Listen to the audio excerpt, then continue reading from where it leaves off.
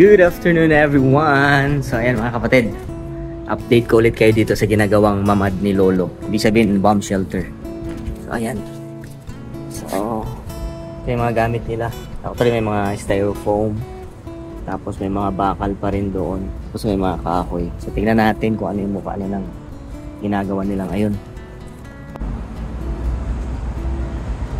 So ayan. So ito po yung olive na nilipat nila. Kita niyo po, makapal ito. So ayan, actually yung una nilang ginawa ay hinukayan nila lang malalim, tapos nilagyan nila ng semento, pure cement, tapos pinatungan nila ng makapal na mga styrofoam. Ayan, styro.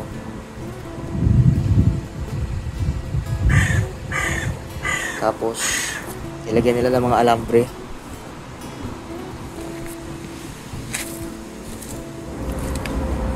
Tapos, tingnan nyo po ganito kakapal yung yung pinakabakod niya. Tapos, puro yan. Puro na semento. So, maliit lang ito. Ito po yung pinapagawa ni Lolo. Yung may-ari ng bahay na iniistayan namin. Doon may mamad naman po kami, pero nagpagawa sa kanyang personal na mamad. Kasi nga po ay tumatanda na rin siya. So in case na may emergency, siguro dito niya ilalagay yung pintuan. Diyan, ito kasi yung bahay niya. So ayan. Bilis nilang gumawa dito sa Israel. So ayan mga kapatid, lapit nang matapos yung mamad nila. So, lahat kasi dito mayroong mamad sa Israel. So, nagpapagawa siya, si Lolo. So, tignan na lang natin kung... Hello. Ayan, tignan na lang natin yung update next time. So, ayan.